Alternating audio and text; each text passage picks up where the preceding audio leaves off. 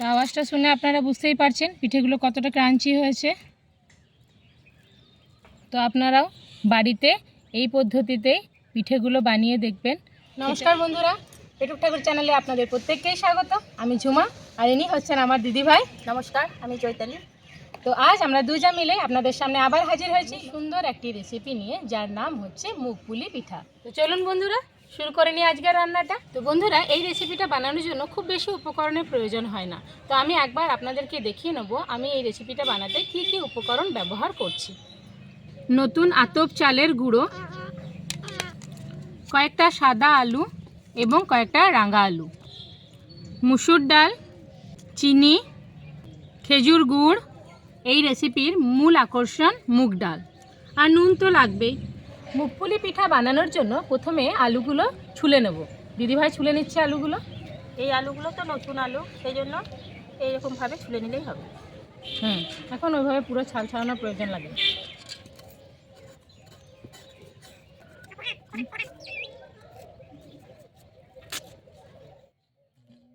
হ্যাঁ, খাবে তুমি? খাবে তুমি? হ্যাঁ, হচ্ছে তো। হ্যাঁ হ্যাঁ হ্যাঁ হ্যাঁ, তুমি খাবে পিঠে? কত আনন্দ পিঠে হচ্ছে। হুম হুম, হ্যাঁ হচ্ছে তো। রাঙা আলুগুলো খোসা ছাড়াবার দরকার নেই, এগুলো আমি দু ভাগ করে কেটে নেব।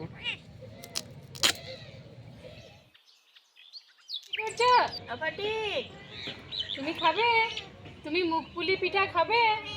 হ্যাঁ, তাই খাবে তুমি? আচ্ছা, দেওয়া হবে। এবার এরকম একটা পরিষ্কার কাপড়ের মধ্যে মুগ ডালগুলো আর মুসুর ডালটা একসাথে দিয়ে ভালোভাবে বেঁধে সেদ্ধ করতে দেবো। খুব টাইটভাবে বাঁধনটা দেবো না, কেননা ডালটা সেদ্ধ হলে তো বেড়ে যাবে, তখন অসুবিধা হয়, তাই একটু ঢিলেভাবে বেঁধে নেব। এবার একটা পাত্রের মধ্যে বেশ খানিকটা জল নিয়ে তার মধ্যে বেঁধে রাখা মুগ মুসুর ডালটা এভাবে করে করে ভালো করে ধুয়ে নেব।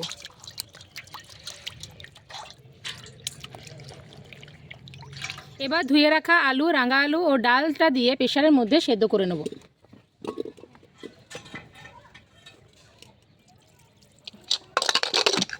এবার সেদ্ধ করে রাখা লাল আলুগুলো খোসা ছাড়িয়ে নেব। আলুগুলো ভালোভাবে মাখিয়ে নেব।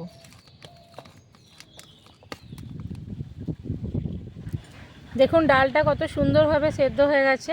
এভাবে হালকা করে ন্যাকড়ার মধ্যে বেঁধে যদি ডালটা সেদ্ধ করতে দেওয়া হয়, তাহলে ডালটা সেদ্ধও হয় খুব ভালো এবং পরিমাণেও অনেকটা বেড়ে যায়। আলুটা ভালোভাবে মাখা হয়ে গেছে। এবার এর মধ্যে ডাল এবং বাকি উপকরণগুলো দিয়ে ভালোভাবে মেখে নেব।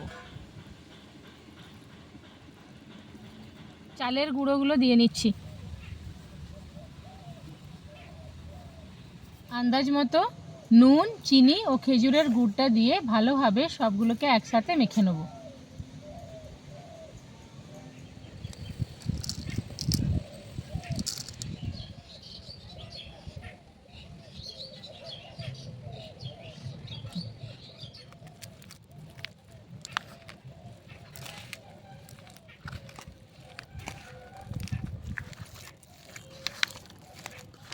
যাই দিদিভাই, রোদ উঠেছে রে।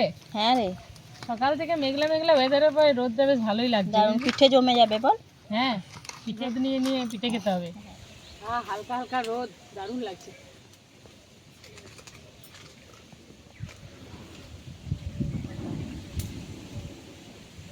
কড়াইটা গরম হয়ে গেছে, এবার এর মধ্যে তেলটা ঢেলে নিই।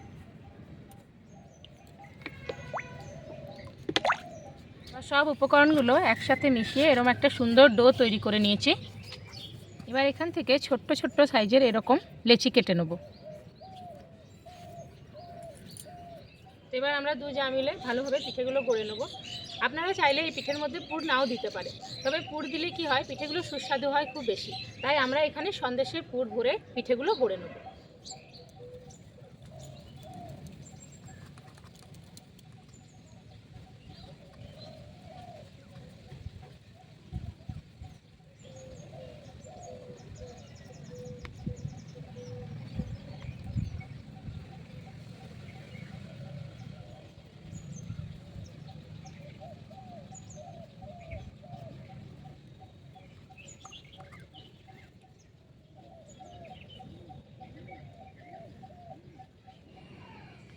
এইভাবে করে করে আমি বাকি পিঠেগুলো গড়ে নেব।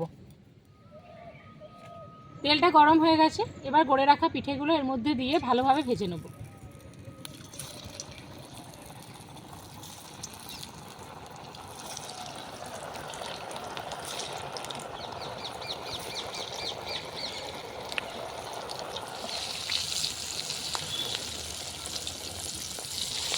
পিঠেগুলো লাল করে ভাজা হয়ে গেছে, এবার তুলে নিচ্ছি।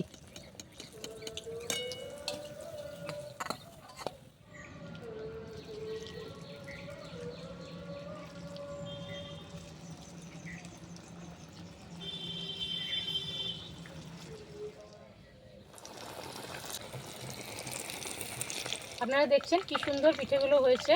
তো অনেক সময় কি হয়, এই চাল গুঁড়ি এবং ডালের পরিমাণটা যদি ঠিক না হয় তাহলে পিঠেগুলো ভেঙে যেতে পারে।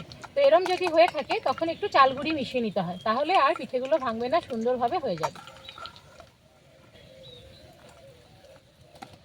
তো রেডি হয়ে গেছে আমাদের মুগ পুলি পিঠা।